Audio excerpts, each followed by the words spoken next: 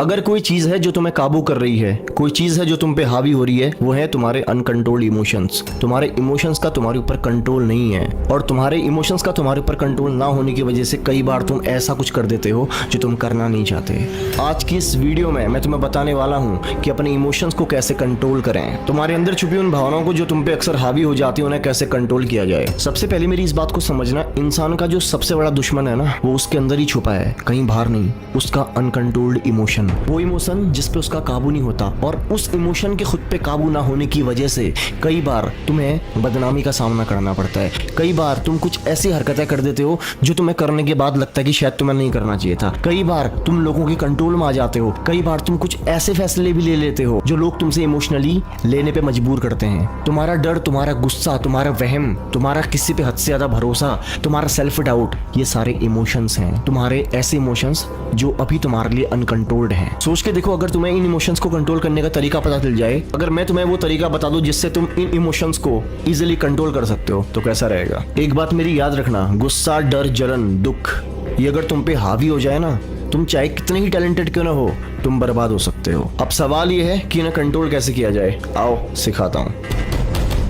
Emotions यानी कि तुम्हारे दिमाग का वो हिस्सा, वो भावनाएं, वो फीलिंग्स जो तुम्हें इंसान बनाती हैं। डर, बात कर रहा हूँ डर की। जब तुम्हें डर लगता है तो तुम अक्सर पीछे हट जाते हो। दुख में इंसान हमेशा हिम्मत छोड़ देता है। अगर तुमने अपने दुख को, अपने डर को संभाल लिया तो तुम जीत जाओगे, वरना तुम्हारे अनकंट्रोल्ड इमोशन ही तुम्हारी हार का सबसे बड़ा कारण बन सकते हैं। ये तो मैंने तुमसे बात करी कि तुम्हारे इमोशंस तुम पे हावी होने के बाद तुम्हें कैसे नुकसान पहुंचाते हैं, लेकिन अब मैं तुम्हें बता रहा हूँ कि अगर तुम्हारे इमोशंस की कमजोरी, कि तुम इमोशनल फूल हो, तुम इमोशंस में बहने वाले इंसान हो, ये अगर किसी दूसरे इंसान को पता चल जाए तो वो भी तुम्हारे इमोशंस को कंट्रोल करके तुम पे हावी हो जाते हैं। जब दूसरे लोगों को पता चलता है कि तुम इमोशनली वीक हो, कमजोर हो, तो तुम किसी और के हिसाब से चलने लगते हो। जब दूसरों को पता चलता है कि तुम इमोशनल रूप से कमजोर हो, तुम इमोशनल फूल हो, तो वो तुम्हारे इमोशंस को अपने फायदे के लिए इस्तेमाल करना शुरू कर देते हैं। मैं तुम्हें वो सब कुछ बताऊंगा कि कैसे तुम अपने इमोशंस को कंट्रोल कर सकते हो, क्यों तुम्हारे लिए कंट्रोल करना जरूरी है, और नहीं किया तो क्या होगा। अभी तक तुम्हें इमोशन समझ में आ गए होंगे, अनकंट्रोल्ड इमोशन क्या होते हैं तुम्हें समझ में आ गए होंगे, और तुम्हें ये भी समझ में आ गया होगा कि अगर ये तुम्हारे ऊपर हावी होते हैं तो तुम्हें किस प्रकार से नुकसान पहुंचा सकते हैं। अब मैं तुमसे बात करता हूँ कि इसे कंट्रोल कैसे करना है, क्योंकि सबसे मेन वही है। याद रखना, जब भी कोई स्ट्रॉन्ग इमोशन आए, जब भी तुम्हें गुस्सा आए, तेज गुस्सा आए, 5 सेकंड रुकना और सोचना कि ये जो मैं करने जा रहा हूं, क्या वो मैं करना चाहता हूं, क्या मुझसे करवाया जा रहा है। ये जो मैं करने जा रहा हूं, क्या मैं इसको करना चाहता हूं या मुझसे करवाया जा रहा है। क्या ये तुम्हारे अंदर का अनकंट्रोल्ड इमोशन तो नहीं है जो तुम्हें यहाँ पे दूसरों की नजरों में गलत बनाना चाह रहा है, जो तुमसे वो करना चाह रहे हैं जो तुम शायद कभी नहीं करना चाहते। बिल्कुल, ये तुम्हारे अंदर का अनकंट्रोल्ड इमोशन ही है। अब इस बात को तुमने समझना पड़ेगा। जब भी कोई दूसरा इंसान तुमसे कोई डिसीजन लेने को बोले और तुम वो लेना नहीं चाहते, तुम्हारे दिल को पता है कि तुम लेना नहीं चाहते, फिर भी तुम कई बार ले लेते हो। पता है क्यों? इसका रीजन भी तुम्हारा अनकंट्रोल्ड इमोशन है, कि कहीं सामने वालों को बुरा ना लग जाए, कि कहीं तुम्हें ये लगता है कि मैं इसको कैसे मना कर सकता हूँ।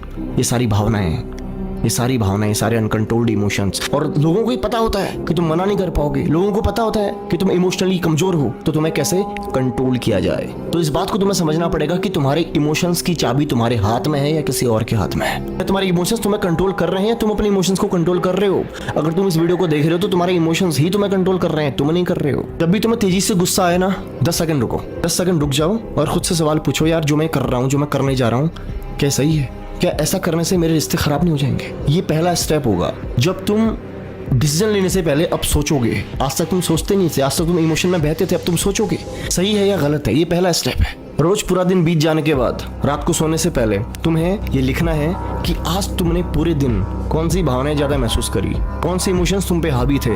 इसको लिखने की आदत बनाओ। अगर तुम बिगिनर हो और तुम्हें लगता है कि तुम्हारी इमोशंस तुम पे बहुत ज्यादा हावी हैं, तो तुम्हें लिखना पड़ेगा। इसको लिखना शुरू करो। डेली सोने से पहले लिखो कि आज मैंने पूरे दिन में कौन से इमोशंस को, कौन सी भावनाओं को ज्यादा महसूस किया। इससे होगा क्या? इससे होगा कि तुम धीरे धीरे खुद ही सेल्फ एनालाइज करना शुरू कर दोगे, खुद को पहचानना शुरू कर दोगे, खुद की कमियों को ढूंढना शुरू कर दोगे, खुद के इमोशंस को समझना शुरू कर दोगे कि कौन से इमोशंस तुम्हें बार बार ट्रिगर करते हैं। जो लोग, जो जगह, जो माहौल तुम्हें हमेशा नेगेटिव करते हैं, हमेशा नेगेटिविटी मिलती है तुम्हें यहाँ पे, तो उस माहौल को आज ही छोड़ दो, उन लोगों को छोड़ दो, वरना तुम दूसरों के लिए टॉक्सिक बनते चले जाओगे। क्योंकि तुम जिस माहौल में रहते हो ना, जिन लोगों की बातों को सुनते हो ना, वैसी भावनाएं, वैसी बातें तुम्हारे अंदर बहुत तेजी से हावी होनी शुरू हो जाती हैं। तुम्हें ऐसे माहौल को, ऐसे लोगों को, ऐसे एनवायरमेंट को तुरंत ही छोड़ना पड़ेगा। और सबसे इंपॉर्टेंट बात तुम्हें बता रहा हूँ, जो बहुत जल्दी तुम्हें रिजल्ट देगा। रोज मॉर्निंग में उठ जाओ, मिनिमम 5 बजे तुम उठ सकते हो। मॉर्निंग में उठ जाने के बाद शांति में जाओ और बैठो, और थोड़ा तुमने मेडिटेशन करना पड़ेगा, ध्यान करना बहुत जरूरी है। और कोशिश करो कि 10 से 15 मिनट चुपचाप बैठ जाओ एक जगह पे। ना तुम्हें फोन चलाना है, ना कोई गाना सुनना है, ना किसी तुमने और एक्टिविटी पे इन्वॉल्व होना है। जितने भी लोग तुम मेरी वीडियो देख रहे हो, तुम में से जिसने भी मेरी बातें माननी शुरू कर देना, विद इन 10 डेज के अंदर, 15 डेज के अंदर उसको 100% रिजल्ट मिलने शुरू हो जाएंगे। वो अपने आप को वैसा बना सकता है जैसा वो बनना चाहता है। याद रखना, इमोशंस तुम्हारे लिए हैं,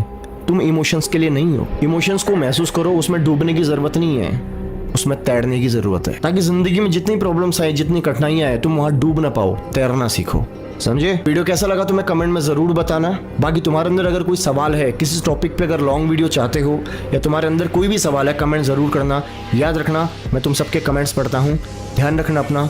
मिलता हूँ तुमसे अगली वीडियो में।